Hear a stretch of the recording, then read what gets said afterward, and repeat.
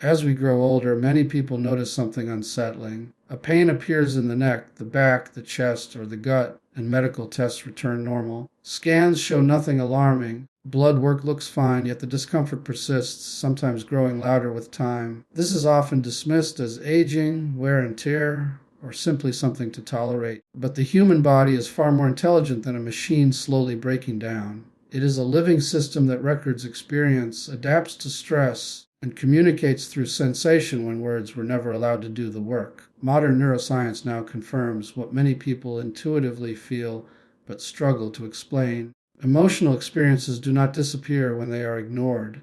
They are stored, processed, and integrated through the nervous system. When emotions are expressed, understood, and metabolized, the body remains flexible and resilient. But when emotions are suppressed, rushed past, or judged as unsafe, the nervous system does something remarkable. It adapts by holding tension, altering muscle tone, changing blood flow, and heightening sensitivity in certain areas, all in an attempt to protect the individual. With age, the nervous system becomes less interested in distraction and more focused on resolution.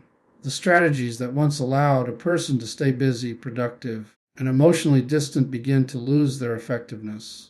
The body, now less willing to carry unresolved emotional weight silently, begins to speak more clearly. What once felt manageable becomes noticeable. What was once background noise becomes pain. This is not the body failing. It is the body asking to be heard in a language it knows will not be ignored. Understanding this changes the entire conversation around pain and aging. It shifts the question from, what is wrong with my body, to what has my body been carrying for me? And within that shift lies not fear, but possibility, because systems designed to protect can also learn to release when safety, curiosity, and compassion replace resistance. Emotional experiences are not abstract events that occur only in thought. They are physiological processes that involve the entire nervous system. When something emotionally significant happens, the brain evaluates it for safety, meaning, and survival relevance.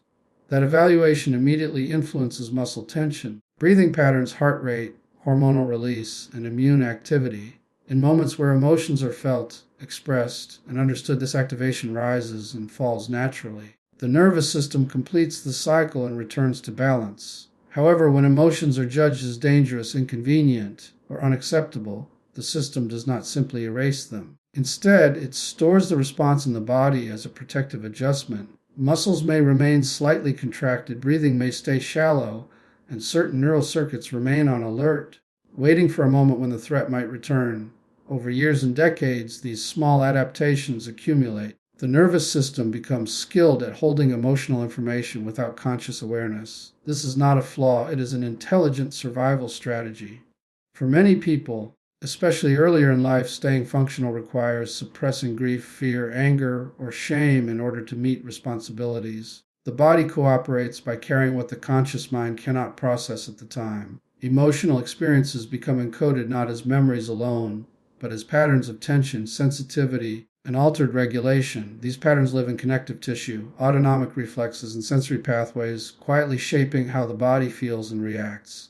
As time passes, unresolved emotional material does not remain static.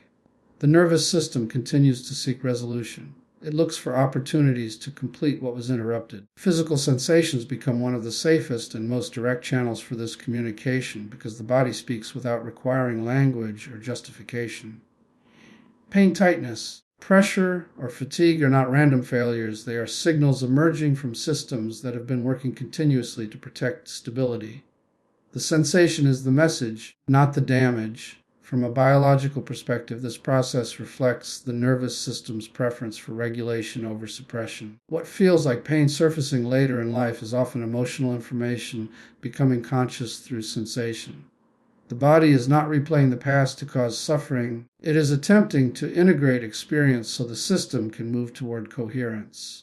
When this perspective is understood, physical symptoms are no longer seen as enemies to fight, but as communications arising from deeply adaptive processes that have been active for years, carrying emotional weight in silence while waiting for conditions safe enough to be released. As the body ages, the systems responsible for sensing, interpreting, and responding to internal signals undergo subtle but meaningful changes. The nervous system becomes more refined in its perception, less tolerant of overload, and more deliberate in its responses. This refinement is often misunderstood as fragility, when in reality it reflects efficiency shaped by experience. After decades of exposure to stress, loss, adaptation, and recovery, the brain no longer reacts with the same urgency it once did, but it also no longer ignores signals that were previously dismissed. Sensations that once passed beneath awareness now rise to the surface because the system has learned that unattended signals often carry important information. One of the most significant changes involves how the brain processes threat and safety. Earlier in life, the nervous system prioritizes expansion, learning, and novelty. It assumes recovery is possible and time is abundant. With age, the system shifts toward preservation. The brain becomes more attentive to anything that might destabilize physical or emotional balance. This shift increases sensitivity not as a weakness, but as a protective recalibration. Pain, discomfort, and fatigue are detected sooner and felt more clearly because the system is designed to intervene earlier rather than later. Biologically, this sensitivity is reinforced by changes in stress regulation. Stress hormones tend to linger longer in the bloodstream, and the return to baseline after emotional activation takes more time. What once resolved quickly may now unfold slowly, giving sensations greater presence and persistence. The experience feels more intense not because the stimulus is stronger, but because the system is taking its time to process and integrate it fully. The body is no longer rushing past signals in service of external demands. At the same time, the brain's relationship with meaning deepens. Sensations are no longer interpreted as isolated events. They are evaluated in the context of personal history, identity, and accumulated understanding. A physical ache or emotional discomfort is not just a sensation. It becomes a question about direction, value, and continuity.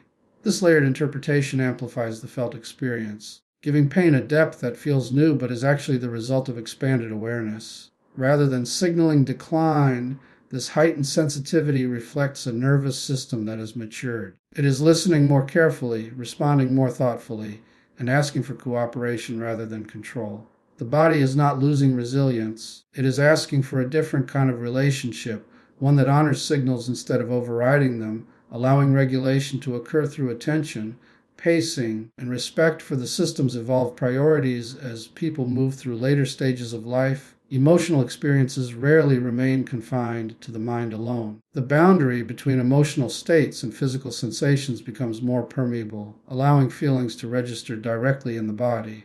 This is not a malfunction, but a shift in how information is communicated within the system. Emotional signals that were once processed primarily through thought are now expressed through tension, fatigue, discomfort, or pain because the body has become an active participant in emotional awareness rather than a passive vessel carrying it.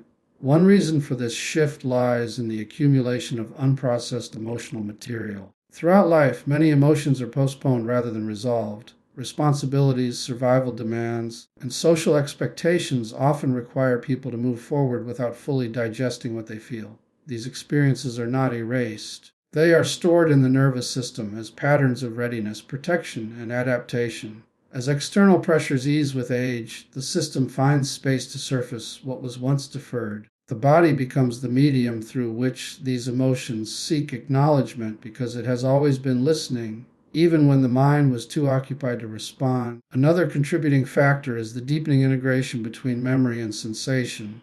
Emotional memories are encoded alongside bodily states, heart rate, muscle tone, and breathing patterns. Over time, these connections strengthen. When a similar emotional context arises later in life, the body responds automatically, recreating sensations linked to earlier experiences. A present-day stressor may awaken a bodily memory from decades earlier, making the emotional response feel disproportionate but internally coherent. The pain is not new, it is familiar, resurfacing through a pathway that bypasses conscious narrative. There is also a shift in how attention is allocated. Younger nervous systems are adept at distraction and rapid redirection. Older systems tend toward reflection and internal monitoring. This inward orientation amplifies bodily awareness. Sensations that were once overshadowed by activity are now clearly perceived. Emotional discomfort becomes physical because it is no longer drowned out. The body speaks more clearly when the environment grows quieter. Physiologically, emotional regulation relies on flexibility within the nervous system. With age, this flexibility changes form. The system becomes less reactive but more deliberate. Emotional arousal takes longer to settle, and bodily sensations linger as part of the regulation process. What feels like persistence is often integration, unfolding at a slower, more thorough pace. In this stage of life, the body is not translating emotion into pain by accident. It is using sensation as language, offering a direct, embodied form of communication that invites attention, patience, and understanding rather than dismissal, signaling that emotional experience now asks to be felt fully rather than explained away, opening a pathway toward deeper regulation through presence rather than resistance. As emotional pain begins to express itself through the body with greater clarity, the way it is met internally becomes critical. When discomfort is approached with resistance, judgment, or urgency to eliminate it, the nervous system interprets this response as threat. Resistance tightens the system, muscles brace, breathing becomes shallow, and stress hormones rise, reinforcing the very sensations one is trying to escape. Over time, this creates a feedback loop in which pain persists, not because the original signal remains unresolved, but because the system is locked in protection mode. The body continues to speak loudly because it does not feel heard. Listening with curiosity changes this dynamic at a fundamental level. Curiosity signals safety. When the mind approaches sensation with interest rather than fear, the nervous system begins to relax its defenses. This shift is subtle but profound. Curiosity does not mean analyzing or fixing. It means allowing sensation to exist without immediate interpretation. In this state, the body no longer needs to amplify its message. The signal has reached awareness, and the system can begin to reorganize itself toward balance. From a neurological perspective, curiosity engages regions of the brain associated with regulation and integration. The prefrontal cortex becomes active, helping modulate limbic reactivity. This reduces the intensity of emotional arousal and allows sensations to move through the body rather than becoming trapped. When curiosity replaces resistance, the nervous system receives confirmation that it is safe to release stored tension. Pain often softens not because it was forced to change, but because the conditions for change were created. As people age, this approach becomes especially important because the system is no longer oriented toward rapid recovery. It favors stability and coherence. Curiosity supports this process by allowing sensations to unfold at their natural pace. Instead of pushing the body to return to a previous state, curiosity invites it to settle into a new equilibrium. This is not resignation, it is cooperation. The mind and body begin working together rather than against each other. Curiosity also restores internal trust. When sensations are met without judgment, the body learns that its signals will not be ignored or suppressed. This builds confidence within the system. Emotional pain no longer needs to escalate to gain attention. Subtle signals are sufficient. Over time, this reduces the frequency and intensity of distress because the system no longer relies on urgency to be acknowledged. Importantly, curiosity does not eliminate pain immediately, nor does it promise comfort. What it offers is regulation. The nervous system shifts from alarm to observation, from defense to dialogue. In this space, healing becomes less about control and more about relationship. The body is no longer an adversary to be managed, but a source of information to be respected. As resistance dissolves, sensations begin to reorganize naturally, guiding the system towards self-regulation through awareness, presence, and gentle attention that allows integration to occur without force. As emotional pain continues to surface through the body with age, its purpose becomes clear when viewed through the lens of meaning rather than malfunction. Pain is not merely a signal of damage. It is a form of communication shaped by the mind's interpretation of experience. Over time, the body learns to express what the mind has not yet fully acknowledged. This is especially true later in life, when unresolved emotional material begins to seek integration rather than avoidance. The body becomes the language through which meaning is expressed when words have been insufficient. Pain perception is deeply influenced by interpretation. When discomfort is framed as threat or failure, the nervous system escalates its response. Stress hormones increase, attention narrows, and the sensation intensifies. When pain is framed as information, the system responds differently. The sensation may still be present, but it no longer dominates awareness. The body senses that its message has been received, reducing the need for amplification.